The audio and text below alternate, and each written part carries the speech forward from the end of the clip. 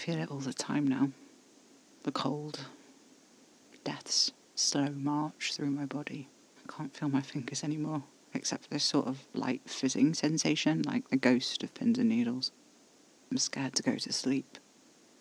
What if I don't wake up? It's going to be okay, right? Will someone just... Anyone, please. It's going to be okay, isn't it? Isn't it?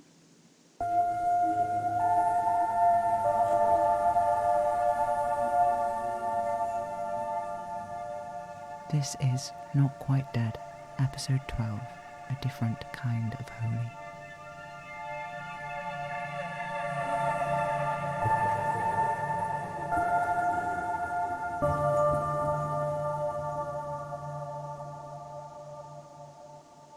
It's hard to parse out what's the truth now. Casper was precious about the details of what he'd learned while he was away, but it was clear he hadn't gone far, or he couldn't have got to Haley and I so fast that night. He wouldn't give me the location. He said it'd be too tempting for me to follow if I knew exactly where he'd gone, and, well, he's not wrong about that. I'd have gone. In my head, I go and find him alive and he's fine. He's lost track of time or something. He's forgotten I'm on the brink like this. Yeah. I find him and he's okay, and we're okay, and we've found a way to fix this.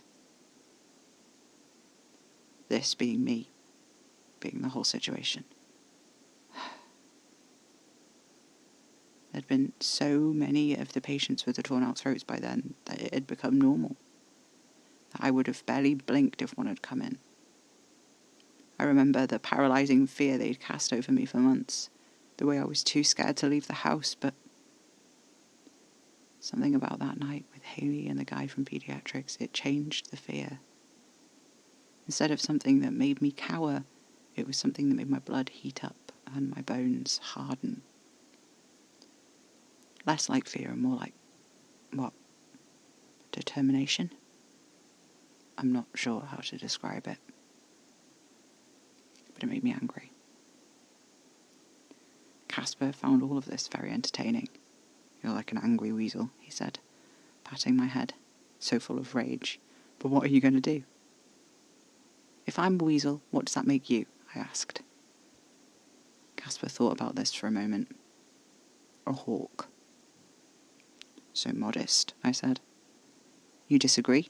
Said Casper. I ran my hands down his arms, one of which was draped loosely over my hip. He was smiling, watching me with rapt fascination as I traced the outline of his fingers. I think you're a tiger, I said. Casper laughed. Now who's being ridiculous? I didn't say it was ridiculous. I said it wasn't modest. Casper hummed. I suppose. He rolled onto his back, his hair shifting, releasing that sweet, boozy smell of his blood. It was everywhere in the flat, especially in my room. Even when he wasn't there, I could curl up and smell him on my sheets. It's funny. After he left, I slept on the couch because I couldn't bear to smell him when he wasn't there. But then I curled into the bed and the smell was almost gone. Now I can't stand sleeping in there because it doesn't smell of him. How ridiculous am I? Why a tiger? Casper asked. I shrugged. They're fierce, they have sharp teeth, but they're endangered. People love them, even though they could kill them. And they're soft. I pressed my face against his shoulder. Ah, of course, you've a lot of experience petting tigers as an A&E nurse. How could I forget? I chuckled. Shut up. People love them, said Casper. I ducked my head into the mattress. Yes. I see, said Casper. A moment stretched on and on into silence. My heart was hammering. Casper was still, not even breathing. And after almost a minute, I couldn't stand it anymore. Why did you say hawk? Casper turned to me with a wicked grin. Hawks eat weasels. There was a pause, a moment that hung still in the air between us, his gaze locked on mine. There was, in this moment, a silent question being asked. This tiny pause shifted the balance of power greatly in my favour. A tiny hesitation that meant, for both of us, that this was my choice, that I was allowing this, that everything that followed was happening with my consent, at my discretion, and at any moment I could take that away, and Caspar would listen. Then, lightning fast, he pushed me back by the shoulders and sank his teeth hard and fast into my chest, enough to make me scream and writhe under him. It was a safe place to bite, few veins to break. He could bite hard and deep, and I'd only lose a little blood. It did have a tendency to bruise afterwards, though, but honestly I didn't mind that. It had been years by then, long enough that I didn't really need a firm reminder that he was real the way I had in the beginning, but it was nice to carry it anyway. A little badge, worn right on my chest where it's supposed to go, hidden under my clothes. Unfortunately, if I were ever to try and go shirtless in public again, I'd have to explain the many, many scars around my chest, too many of which are very easily identifiable as human-shaped bite marks, the canines just a little too deep and wide to be ordinary. I look like I've been mauled. Actually, I really have been mauled, haven't I? I still think he's more tiger than hawk. Master of disguise, efficient killer, with a soft underbelly. That's Caspar, all right. But he'd never see it that way. Maybe I feel differently if I'm a vampire too. Maybe there is something fundamental about the experience that I'm missing, some essential piece it's impossible to understand unless you experience it. I mean, that's likely, isn't it? Caspar is so sparing with the details, so reluctant to let me onto the deepest, darkest parts of himself, the things that might scare me. Not the horrors, those he could speak about plainly. The drive to kill, the lust for blood. He explained it all at length in excruciating detail. He did it to try and scare me off him. It didn't work, obviously. But I don't know. I think he didn't really want it to work. I knew already that some part of him wanted to drink me dry before he explained it all like that, you know? I know what vampires are. I know what they do. Whilst it was scary and horrifying and hard to hear, there's an extent it was just an elaboration on things I already knew about vampires in general, things I specifically knew about him, or things I'd known and decided were forgivable. Obviously, I'm reading into things here, but I'm so certain Cass knew when he told me. He knew I would forgive him, knew it would not make me run or make me want to push him away. And the reason I think that is because of the stuff he wouldn't talk about. Maybe it's because it's not very easy to describe. I asked him if he felt like the same person as he was before he was turned, and he just didn't answer. Was the truth that he did, or that he didn't? Which, to him, would be more horrifying and harder to admit. Is it that he's so far removed from his own humanity that he's totally alienated from it? That who he was is like remembering someone made up? Or maybe it's that he does feel the same as he did then, but with all this hunger and pain on top of it. Maybe the human in him is alive and screaming. Maybe he has to shut him in a box and pretend he can't hear the nails on the inside of the door. Maybe that's why he cried when he talked about how he was changed. When he talked about what becoming a vampire means. Always he spoke of it not as a loss with grieving, but like it was treason. A great betrayal. Who could he be betraying if it's not himself? Maybe these aren't questions that can be answered. Maybe they're just feelings that you have. Maybe it doesn't matter if you're the same as you were before the change, but maybe it does. Right now, to me, it matters. I want to know, and I can't know. And maybe even if Caspar was here to talk this through with me, if he magically became capable of getting over whatever it is in his head that stops him from being able to, and he could just talk about it with me, maybe even then it wouldn't help. Maybe there are just not enough answers in the world for all the questions I have about this change. Maybe even if there were, it wouldn't help. maybe none of this matters in the face of it, but I have to think, I have to try, what I need is a way to make this feel like I'm going through a process here, that there's some sense of just, like, serious reasoning at play. Informed consent, that's what I want. I want to feel about this the way I feel about Casper biting me, right? That there's a moment of pause, where we both know that I'm informed about the risks, that I know my limits, and Casper tries to know them too. That we will stop any moment it becomes too much. I want to feel in charge of this. I want to feel like I know what it'll be, because otherwise I'm a victim of it. And I don't want to be. Whatever it is, the hang-ups Casper has, will those screws turn in my brain too? Will I be unable to think clearly about the situation at all? What if being a vampire ends up being nothing like I think it will? The chances of it working are low, I know, but in the past I've had trouble with, like, anticipating success. And I don't mean I expect to win and then crash and burn. I mean I expect to lose and become so certain of it that if I do succeed, then I don't know how to cope or function. Like, my exams when I was training to be a nurse, I was so ready to fail them.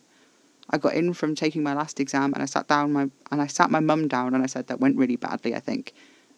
What am I going to do? And my mum, bless her, walked me through all my options. You don't need to worry about paying rent until you find some other work. And if you want to resit the whole year, I can help out as much as you need me to, she told me. I spent the 5 weeks between the exam and the results being released painstakingly considering my options, making the tough decision as to whether it would be worth attempting the year again and risking another catastrophic failure. Perhaps it would be best to cut my losses and try for a career in bartending. At least I knew I could pull a pint and mix a cocktail. There wasn't much money in it, but the social side seemed great, and there were always interesting things happening at bars. It wouldn't be so bad, I thought, and I could make decent money as a manager. Probably better than the wages I could make as a nurse anyway. And then the results came out, and not only did I pass, but I passed in the top 5% of students in my year group. I completely had no idea what to do. I had a panic attack, the first one I'd had since I was a kid. The first one I'd had since I was old enough to know what they really were and what they meant. It was really bad. I had vertigo and everything. I thought I was going to puke up my own lungs. But I didn't. I calmed down a bit. But I'd rewritten my whole life. I'd barely let myself even dream about passing this test, and then I did. And not only was I not prepared, I'd actively worked to unprepare myself so drastically that I'd applied for a supervisor role at the bar I'd been working at in the evenings, and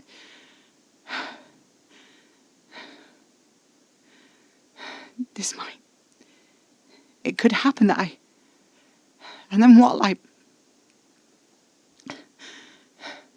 and I can't even ask anyone what's going to happen because Casper's gone, and fuck. I'd know if he was dead. I'd feel it, wouldn't I? I'd know. I can't feel his emotions, but I'd know it. I'm drinking his blood. It's right here. He is not dead. But even if he's not dead, that doesn't mean he's okay. There are worse things than death. There's this one night, Casper and I, we were walking down beside the river late at night. It was the middle of summer, still kind of warm even though it was 3 o'clock in the morning. The geese were all asleep on the riverbanks and the old rocky docks. Barges, dinghies and speedboats bobbed idly on the water, moored on ancient-looking wooden posts that rose out of the swirling depths like greasy, algae-haired fingers. We'd been chatting about something, I can't remember what, and then a breeze came across the water, and Casper stopped in his tracks. I've seen him angry. I've seen him desperate. I'd seen him sad and lonely, but I'd never seen him afraid like that before. He was perfectly still, like a statue with real hair.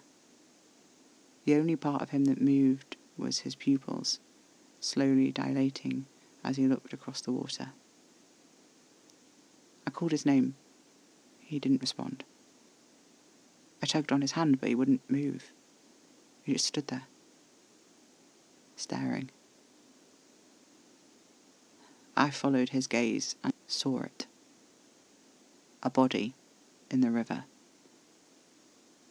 I couldn't make sense of why it had frightened him so much. In my first non-hazy memories of Cass, he was throwing a body of a half-maid into that same river. I'd seen him throw another and a whole person in there since then. It was just a dead body, albeit one bobbing face down in the black of the water, hair fanned out in a dirty blonde swirl, undulating with the waves. Without a word, Caspar pushed me away and walked to the edge of the river. We were far enough out of town that it was just a slope and a little concrete lip at the water's edge.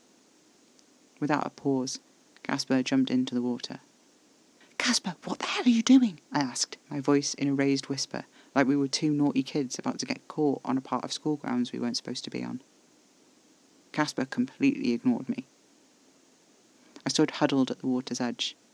It was like the sounds narrowed down and I could hear Caspar swimming out to her.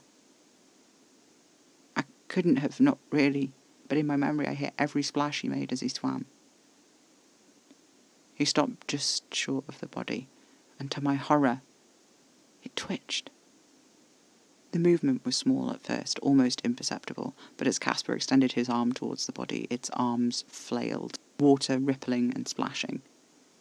Caspar gripped both of the woman's arms and pinned them down to her sides, and in the same movement swooped her over into his arms so she was cradled face up against his chest. She was kicking violently with her legs, water splashing everywhere, and she was making a strange, low gargling sound, almost like a growl, but as though through water. Caspar's grip on the woman tightened, and he moved to hold her with one arm instead of both. With his free hand, he swept the hair from her face and revealed her flailing, flapping mouth, opening and closing, her lips curled back into a snarl. I couldn't see the real extent of the damage as far away as I was, but I could see she had no teeth. She clamped her jaw over Caspar's arm, finding no purchase with her gums. Caspar just ignored her attempts to bite him and smoothed her hair a little. He was talking low and quiet in a language I don't know.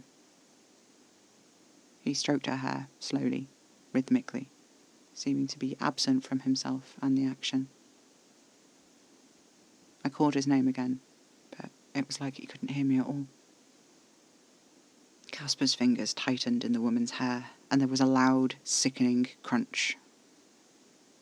Her legs stopped flailing. Caspar let go of the body first, let it waft its way down the river a moment before he let go of her head, which sank. Caspar swam back to shore and heaved himself out on the concrete lip, dripping water. "What was that?" I said. Caspar didn't answer.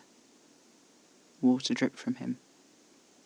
I touched his shoulder, but it was like touching a dead thing. "Caspar," I said. Nothing. I didn't know what to do, so I took off my jacket and draped it over his shoulders like he was someone who could feel the cold. I rubbed his arms through the fabric, kissed his head despite the slightly smelly water he was still slick with. He lifted his hand, opening his palm. In it was a coiled IV line. "This was in her neck," said Caspar. "Was she half-made?" I said. Caspar looked at me, expression confused for a moment, like it hadn't occurred to him that I hadn't had the luxury of sharing his thoughts on that experience, like I should have just known the answer to my own question. "Her name was Moira. She was not a half-maid." "Moira," I repeated. "Turned in 1992. Missing 9 months." "She was a vampire?" "Yes," said Caspar, annoyed. "I didn't know vampires were going missing." "I didn't tell you," said Cass. "Why not?" Caspar shot me a violent glare. "I didn't want you to be scared." "You don't have to protect me from—" "Yes, I do," Caspar snapped. "Protecting you is the most important thing I have to do. I have to keep you safe." "And you do. But you don't need to lie to me." Caspar laughed dryly.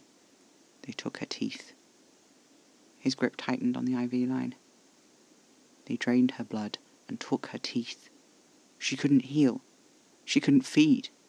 They drained her dry, and they took her teeth, and they threw her out like she was an old rug. Why? Casper shook his head. I don't know. But it's something to do with the blood. The blood? The blood of the vampires. Casper got to his feet. I need to speak with Roz and Eponine. Right now? Yes. You're soaking wet! Casper looked down at himself. He shook his head. Doesn't matter. Too important. Cass, please explain to me what's going on. There's no time, he said. So make time. You are scaring me. Good, he growled. You should be scared. But he didn't turn away. He just stood there, his fist tight around the IV line. I put my hands around it. He was trembling. Casper, it's okay, I said. No, it is not, he spat out. No, okay, well, yeah, it's not okay, but we're not in danger right now. Yes, we are, Casper ground out. I don't know who's taking them. I don't understand what they're trying to achieve. It's all right, Cass. We're safe right now. You don't know that, he whispered. You can't know that.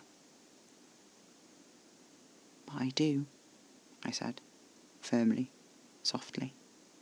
I stroked the sides of his face. His eyes were wide and wild, flickering back and forth between each of mine. Casper raised his hands to cover mine. Who are you, and what did I do to deserve this? He asked. I'm Alfie, I said. You chose me. Casper laughed and shook his head, pulling our hands away. How are you so calm right now? I shrugged, because I know that won't happen to you. Oh yeah? How's that? He asked. If anyone ever came for you, I'd tear them to shreds, I said. Casper laughed again and took my hand in his. His smile faded quickly as we walked. I don't think they're trying to make vampires, said Casper, very quietly. I tried my best not to respond, to keep walking, even though I know he heard my heart speed up, my breath catch, even if it was just a little stutter that no human would have noticed. Casper squeezed my hand, whether in appreciation of my efforts or because he thought I needed comforting, I don't know. The truth is, I wasn't actually at all calm, but something about Casper's horror had flipped a switch in my head and kicked in that same cool, efficient capacity for calm that took over me at work. If it scared Casper, it was clearly bad, and I couldn't quite process the concept of something frightening enough that he wasn't just worried about me, but actually really frightened. Frightened enough to tremble. What do you think they're doing then? I said. I think they're trying to make a cure. For what? Everything. I stopped dead in my tracks. Your blood heals people. Casper shook his head. Just temporarily.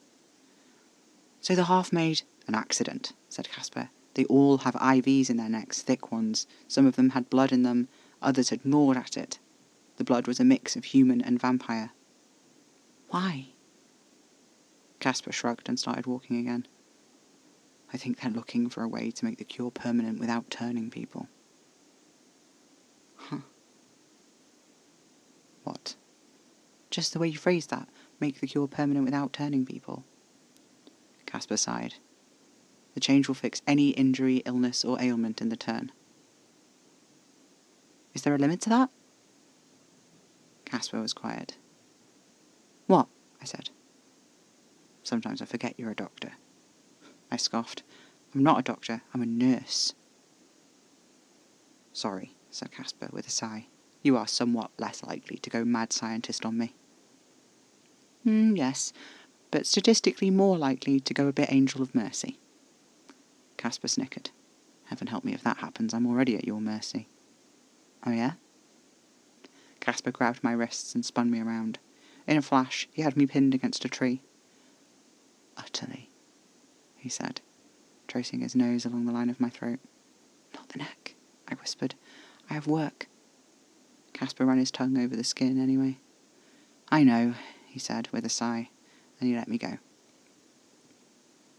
I swallowed hard, jogging a few steps to catch up with him.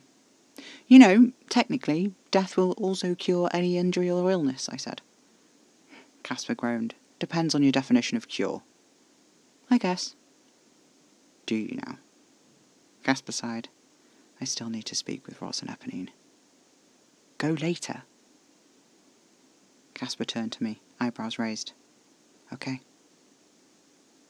"You should shower first."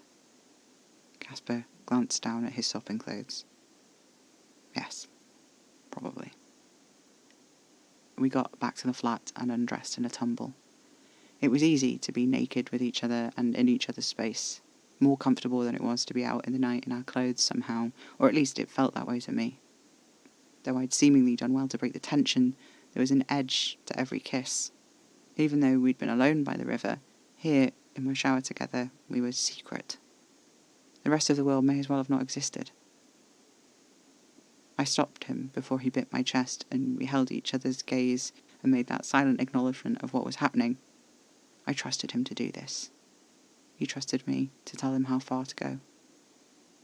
I could tell he was scared by the way he bit harder, how his hand pulled my arms to his back, silently asking for my nails in his skin. When he finally let go and looked up at me, my own blood on his chin, his eyes swirling scarlet, he was exquisite. And I told him so. He glanced in the mirror, half fogged up with steam. "Aren't I a monster?" he asked, quietly, touching his mouth. I kissed his shoulder. "Yes, but what is monstrousness, if not a different kind of holy?"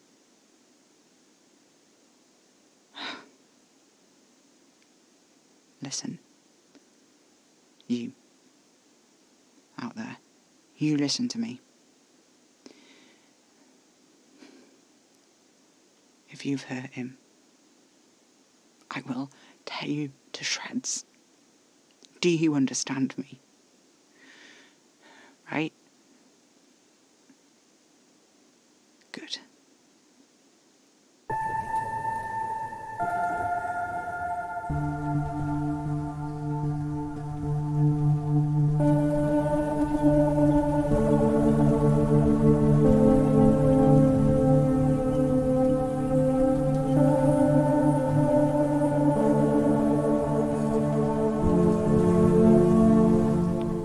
Not Quite Dead is written, performed and edited by A. Remager under a Creative Commons 4.0 Attribution license.